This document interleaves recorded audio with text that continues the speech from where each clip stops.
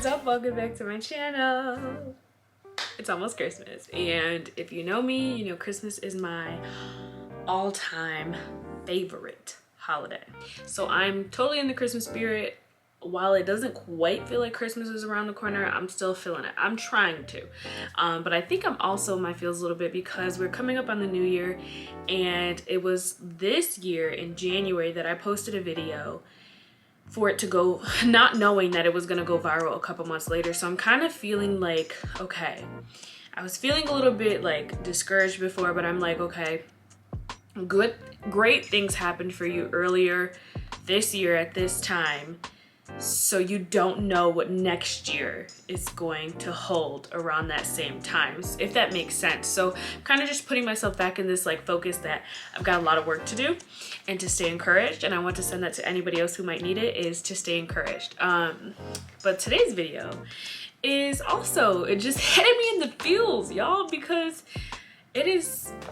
I'm coming to the end of my first full year as an entrepreneur, and I'm proud. If nobody says it to me, dang it, I am proud of me. And I know that God is doing a great work, and I am just thankful to be used as his servant. So before we get into today's video, please go ahead and hit that subscribe button. You are not going to miss the amazing gems I drop on my channel every single week. And if you are not new here, I just want to say thank you so much for rocking with your girl. You guys are great.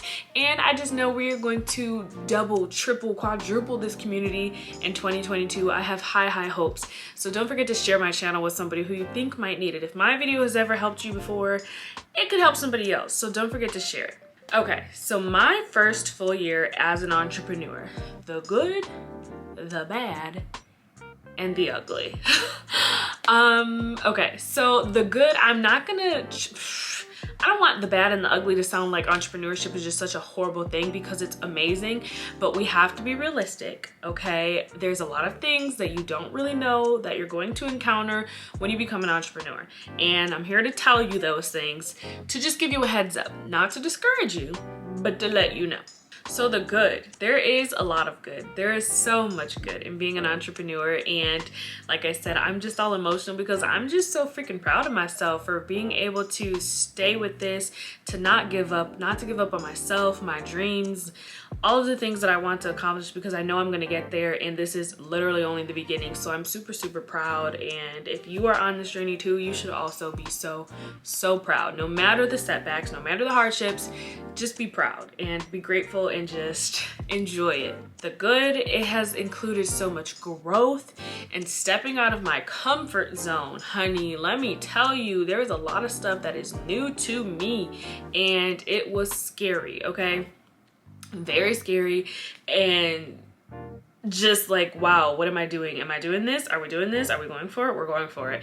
And it's okay though. It is a good scary. It is a new fear unlocked, but it is just, of course, even more rewarding to know that you are getting past those fears and unlocking those new levels of growth, pushing past that comfort zone, and just growing, expanding, and walking in your purpose, your calling, whatever. It involves so much freedom as an entrepreneur. And while, you know, there are some hardships that we're going to talk about, the freedom is amazing. I never used to like going to work. I don't know if you're like me, but working at a 9-to-5, which I'm not saying there's anything wrong with it, because there's so many opportunities for you in the corporate world, but working at a 9-to-5, I was constantly just watching the clock. Is it time to go? Wow. You're telling me I just got here 5 minutes ago and I have to be here for 8 more hours? Underpaid, undervalued, overworked. You're doing everybody else's job because you're so good at your job. And then if you're like me, I didn't settle at a job. I was bouncing from job to job until I found the one that I wanted to be at. And 9 times out of 10, I was leaving the job because the next one was offering me more money. I always chased more money, but it was not as fulfilling because I've worked in so many different industries, and none of them had to do with my passion or my degree. They were just the best paying job. Now, Yeah, as an entrepreneur, you get to completely get rid of all of that. You get to get rid of a boss, of punching in, punching out, of putting in for vacation, of having a lunch break of only 30 minutes to an hour, dealing with people you don't like. It's just a whole new world of freedom, and it is amazing. It is definitely something that you have to be disciplined in to make sure that you are using your time responsibly.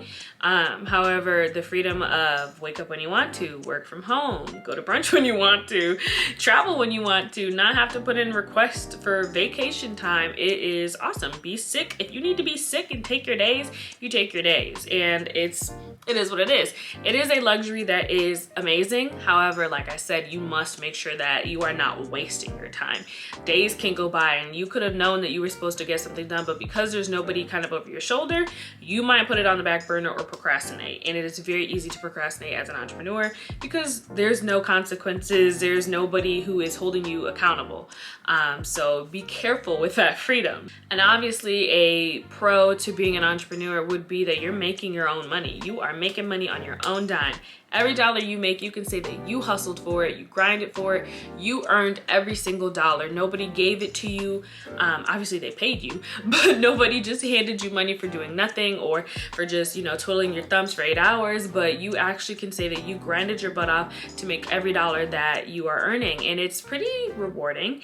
It is very fulfilling. It is just altogether just I don't know, like it's more satisfying to know that you are fueling your own dream and not somebody else's. Like I have a friend, very close friend, she's an esthetician. She works at a salon and I've talked to her many times and she just feels like she's not being paid enough for all of the talent that she knows she has. And she sees what she brings the salon in, but versus what she gets, it's a huge difference. Now, making money on your own dime, if she left that salon to go and pursue her aesthetics full-time on her own, she would be bringing in money for her own dream and not for somebody else's. That salon is making all this money off of her and she doesn't see all of it. So as an entrepreneur, the satisfaction of making your own money and just fueling your own dreams, it's like no other. Granted, we're gonna talk about it. It's not like money just flows to you. We're gonna talk about that too, but it's just the satisfaction of like, I worked hard, I overcame the obstacles, I overcame the objections, I made this money is mine, I earned it. It is amazing.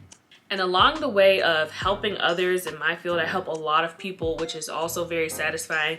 I'm unlocking new levels of me, like learning who I am. Now, while we've got imposter syndrome layering in the background, there is just so many things and qualities and characteristics that I'm learning about myself that I did not know I had. Just watching me flourish, it is amazing. Watching yourself grow in these new areas that you never thought were possible, it's like unmatched. It really is unmatched, and it's a little scary, and it's just like I said, it's pushing you past that comfort zone, but it's so worth it. All right, now let's talk about the bad. Okay, so the bad, these are things that are not as dramatically scary. Like how I mentioned, you have to be disciplined with your time, making sure that you're not wasting your time. You have to make sure that you are staying organized and making sure that you're staying on track with your goals, giving yourself deadlines and dates, which can be a little hard because sometimes we don't stick to them. We are very easily influenced to procrastinate or to choose other things over what we know we should have been doing when we have so much freedom, and that can be a setback in your journey. It gives us so much room sometimes to be inconsistent with our goals. One day we're motivated, we're doing it, the next day or 2 or 3 or 4 or 5 or 6, we haven't picked it back up. So it is very common that people will start something and not finish it. So that inconsistency is possible. I will say there's many of times where I've said, oh, I want to do this, I want to do that, and it still has not been accomplished or even pursued. So that is something that you have to be careful about. Another thing that is in the category of the bad is the fact that you are not going to have much support. If you do, congratulations. But if you don't, I want you to know that you're not alone. There are so many people that are out there chasing their dreams, trying to live their best entrepreneur life like you, and a lot of family or friends don't quite understand this journey that you're on. They're not understanding that you don't work a real job. They don't think you do anything. If you're a photographer, an artist, they think that's the route you chose to support yourself, to start a life, to be stable. And a lot of people will not support the things that you're doing because they don't quite understand the vision like you do. But there's a quote that I saw on Instagram. It says, you know, everybody won't understand what you're doing because God did not give them the vision, they gave it to you. So just marinate on that when you are just, you know, upset that people aren't supporting you, people aren't booking you, buying from you, or people are being negative towards your business. You really have to just shut that stuff out, shut those people out. You also have to shut out the, almost dropped my book. You also have to shut out the fear of self-doubt. Imposter syndrome, which is very, very, very real, which is just a feeling that you're not doing enough, that you're not worthy, that everything you've accomplished was not real. Getting past those things, those are so present when you are an entrepreneur. When you are trying to make things happen on your own, you are going to doubt yourself, and sometimes you might have the haters in the background doubting you too, but it's definitely a mountain that you will be able to overcome, and it's so worth it in the end when you are able to say, I overcame that. They said I couldn't do it and I did it. And I'm not saying that it's not gonna come back at you. It might sneak back up like, hey, remember when you used to doubt yourself? Let's do it again. And sometimes that self-doubt is gonna creep back into your life. What you have to do is learn ways to be able to get through those seasons, because those seasons are going to come. I'm not saying that they won't, but I'm saying that you can get through them. Okay, so now let's talk about the ugly. Now, I say that this is the ugly because this is the most critical part of a business when you are an entrepreneur or an independent contractor that nobody teaches you about enough, and it's important to learn about them. I can't go too much into depth about this because I'm also learning it for my own business, and it could be different per state, per business, per person, so I can only give my own personal experience. But the ugly is gonna come with the finances. That's just the umbrella of the ugly, is finances.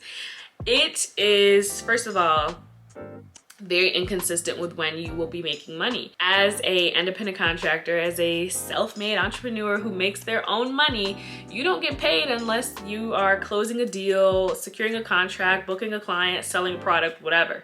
And it's oftentimes that money does have to go right back into the business before it goes into your pocket.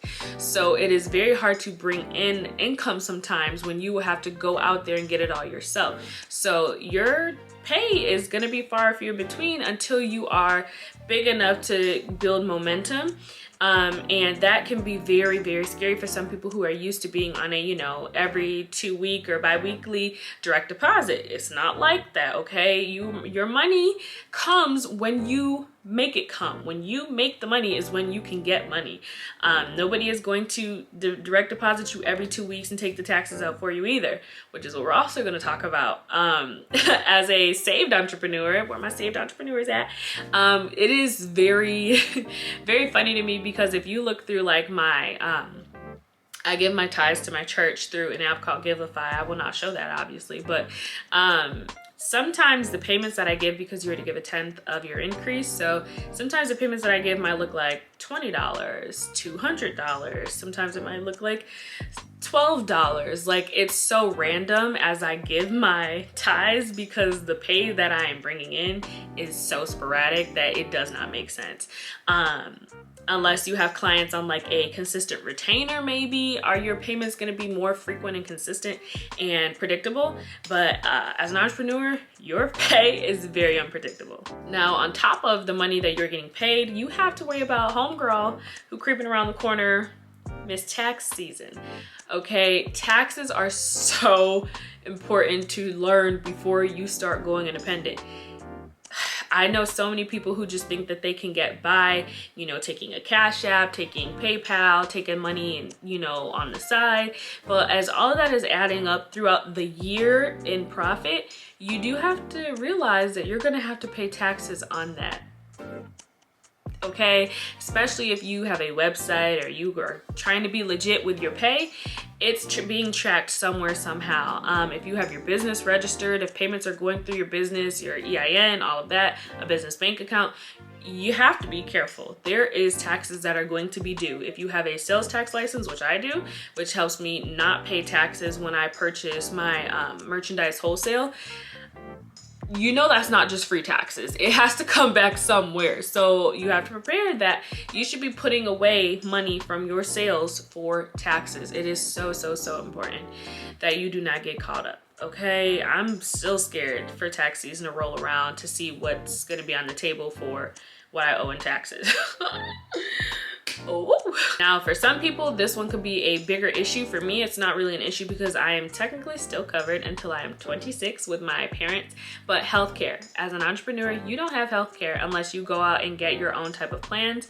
I don't know much about that, but I do know that you don't have healthcare. Okay, so remember that when you quit your job, you are losing out on those benefits. If you have children, that is definitely something to be mindful of, that you need to be covered. Okay, just saying. Your expenses can start adding up as well, and like I said before, the income doesn't come unless you bring it in.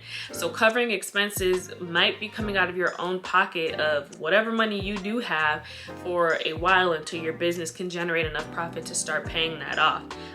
So for like a product-based business like my Blk Women Can business, buying that merchandise and all of the equipment and stuff was upfront and from my own money, like my YouTube pay. So I was using personal funds to fund that business to get it started. So you may be looking at something like that, but once your business again has the momentum and it's making money, then you can start to breathe easier and let that money start to go back into the business. And I can honestly say that we are now at a comfortable point where I am starting to see the profit actually building up in the business bank account and not being depleted every time I get a deposit from my website because it's going back into inventory. So we are actually seeing, you know, a profit now. So that's exciting. But it was scary in the beginning. Okay, it was a little scary. And lastly, under my ugly category is proof of income. So if you are trying to do anything that requires proof of income, it's going to be hard. You are going to have to go through a lot of hoops to prove your self-employment income, whether that's getting a car loan, credit card, house, mortgage, whatever that might be. You are going to have to, an apartment, you're going to have to prove your income, and you want to make sure that you are being very careful documenting your income with your business, your bank statements and things like that, your taxes, because those things are going to be important when you need to prove your income as an independent contractor. Okay, after all of that, my overall rating of entrepreneurship, I still give it a 10 out of, I give it a 9 out of 10. That 1 is for all that ugly stuff, okay? But I overall love it. I'm having a great time and I'm learning so much. I'm growing, I'm flourishing, my businesses are flourishing. I remember where I was years ago and where I am now, and I am grateful. I cannot complain, and I'm just excited for this journey. I'm excited for 2022. There's so much coming in 2022, so I hope you are subscribed. And if you didn't do it when I told you to do it earlier, hit the subscribe button right now. Also, while we're making requests, go follow me on Instagram at _RavenJayy with 2 Y's. And I will see you guys in the next video where I will be bringing you some more tips to help you in the new year to level up and make some money, honey. Bye.